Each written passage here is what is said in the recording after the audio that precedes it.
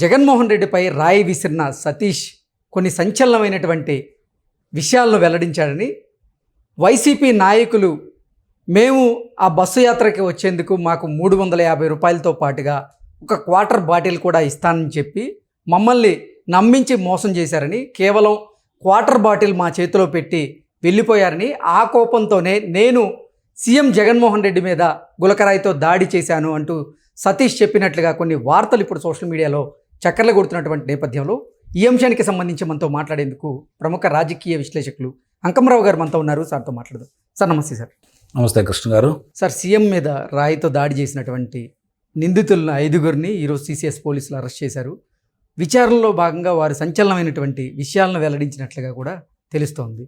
YCP నేతలు వారికి 350 రూపాయలతో పాటుగా క్వార్టర్ బాటిల్ ఇస్తామన్నారు, కానీ వారు నమ్మించి మోసం చేశారు. మాకు ఒక క్వార్టర్ బాటిల్ మాత్రమే చేతిలో పెట్టారు. ఆ కోపంతో మేము ముఖ్యమంత్రి గారి మీద మేము రాయితో దాడి చేసామంటూ కూడా ఆయన చెప్పినట్లుగా కొన్ని వార్తలు వస్తూ ఉన్నాయి. ఇంకోటి ఏంటంటే సార్, అసలు ముఖ్యమంత్రి గారి మీద దాడి చేసిన యువకుడు సతీష్ అనే యువకుడు, ఆయన మైనర్గా కూడా వార్తలు అయితే వస్తూ ఉన్నాయి. ఏంటి సార్ దీని మీద మీ విశ్లేషణ, మీ స్పందన ఏంటి? కృష్ణ గారు, ఈ సంఘటన జరిగింది కదా, నిన్న నేను విజయవాడ పర్యటించడం కూడా జరిగింది. అక్కడ ఓ రౌడీ షీటర్ను కూడా అదుపులో తీసుకున్నారు. ఇంకా ఆ వార్త ప్రపంచానికి సరిగ్గా తెలియట్లేదు. ఇప్పుడు సతీష్, ఈ చిన్న దుర్గారావు, సంతోష్, మొత్తం ఒక 5గురిని ఇప్పుడు విచారిస్తూ ఉన్నారు. ఈ సతీష్ చెప్పిన ఉదంతం అంటే ఆ వడ్డెర కాలనీకి చెందిన ఈ కుర్రాడు సతీష్ చెప్పిన ఉదంతం కనుక మనకి అంటే అది బయటకు వచ్చింది. ఇంకా వాస్తవాలు నిజమాబద్ధం అనేది మనకి ఇంకా బయటికి రాలేదు, కానీ ప్రస్తుతానికంటే ఆంధ్రజ్యోతిలో వచ్చింది. పైపెచ్చు సహజంగానే వాళ్ళు చెప్పిన 199% నిజం అవుతానే ఉన్నాయి. దానిలో దృష్టిలో పెట్టుకుంటా ఉంటే ఈ అంటే ఓట్లు కూడా రాని పిల్లల్ని ఎలా లోబర్చుకుంటున్నారు, ఎలా ప్రలోభ పెడుతున్నారు, ఈ సభలకి జనాలను ఎలా తీసుకొస్తున్నారు అనేది దీన్ని బట్టి అర్థమైపోతూ ఉంది. ఇప్పుడు 2 విషయాలు ఏంటంటే, ఒకటి రాష్ట్రంలో జరుగుతున్నటువంటి అరాచక పాలనకు సంబంధించి లేకపోతే అక్రమాలకు సంబంధించి విరుగు చూస్తున్నటువంటి విషయాలు, అలాగే ఇప్పుడు జరుగుతున్నటువంటి సభలు సమావేశాలకు సంబంధించినటువంటి వ్యత్యాసాలు, ఒకవైపు నుంచి షర్మిల గారు, సునీత గారు చేస్తున్నటువంటి అభియోగాలు, కడప జిల్లాలో వాళ్ళ పునాదులు కదిలిపోతూ పులివెందల్లో కూడా ఓటమి దరిదాపులకి వెళ్ళిపోయారు, ఓడిపోయినట్టే లెక్క. ఈ పరిస్థితుల్లో ప్రజల్ని మభ్యపెట్టడానికి వాళ్ళు ఆడిస్తున్నటువంటి ప్రచారం ఇది. అందుట్లో ఎలాంటి సందేహం కూడా ఏం లేదు. ఓకే, అసలు ముందు చర్యలు తీసుకోవాల్సింది ఎవరి మీద? ఆ ప్రాంతం యొక్క అధికారుల మీద. ఒక SPG రక్షణ వలయంలో ఉన్నటువంటి ఒక ముఖ్యమంత్రి గారిని ఈరోజు ఆ ప్రాంత పర్యటన జరిగేటప్పుడు చూస్తూనే ఉన్నాము. ఎక్కడికి వెళ్ళి పర్యటన జరుగుతూ ఉన్నా కూడా మొక్కలు కొట్టేయటం, చెట్లు కొట్టేయటం, పరదాలు కట్టేయటం, ఇలాంటివన్నీ చేసుకుంటూ వస్తూ ఉన్నారు కదా. ఇప్పుడు ఆయన గత సభలో చాలా సభల్లో కూడా సిద్ధం సభల్లో ఆయన ర్యాంపు ఏర్పాటు చేశారు ప్రజల మధ్యకి వెళ్ళటానికి.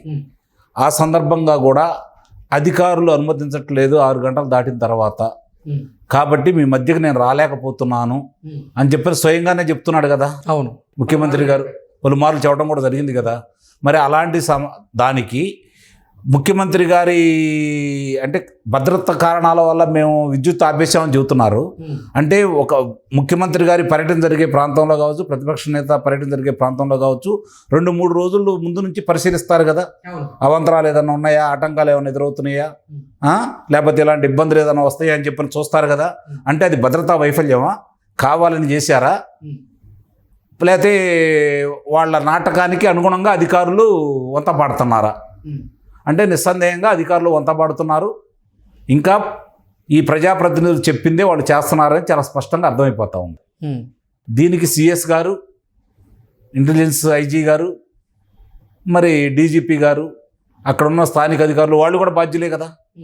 వాళ్ళ మీద చర్యలు తీసుకోకుండా ఈ అమాయకుల మీద తీసుకోవడం ఏంటి? అంతమంది అక్కడ ఉన్నప్పుడు వీళ్ళు చెప్తున్నట్టు అక్కడ నాకు తెలిసినంత వరకు రమారమి ఒక 1500 మంది రక్షణ వలయంలో ఉన్నవాళ్ళు కావచ్చు, లేకపోతే వివిధ శాఖలకు సంబంధించిన వాళ్ళు కావచ్చు అక్కడ ఉన్నారు. సామాన్య జనాభా, అది ఒక సమావేశం కాదు కదా, ఒక సభ కాదు కదా అందరు అక్కడ పోగొవటానికి. ఆయన వెళ్తూ ఉన్నారు, రహదారి వెంట వెళ్తూ ఉన్నారు. కాబట్టి జనం చూస్తూ ఉంటారు.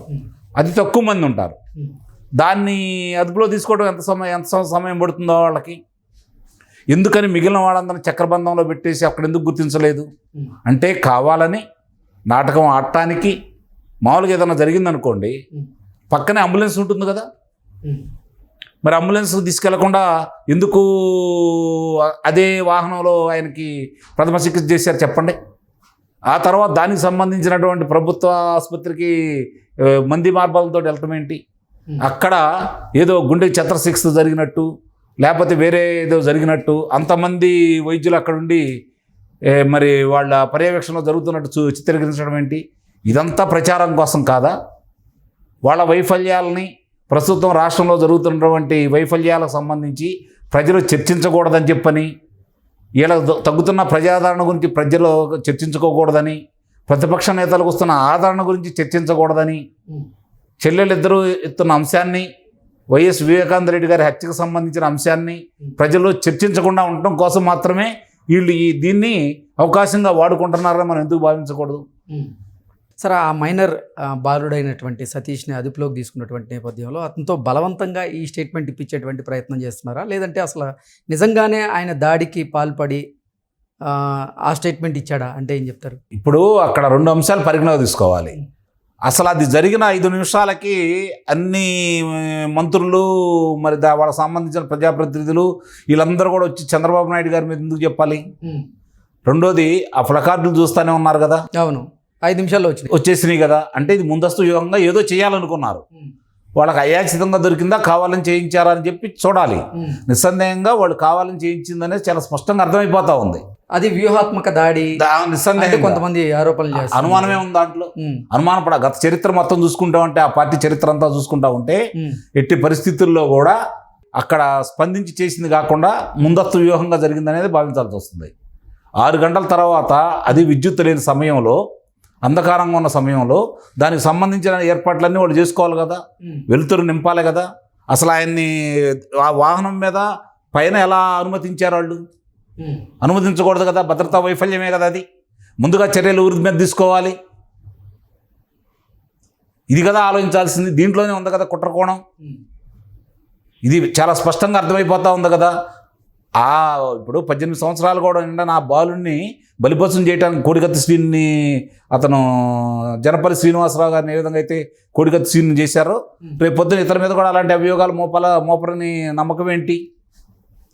ఆ పిల్లవాడిని బలిపశం చేస్తున్నారని నేను భావిస్తున్నాను.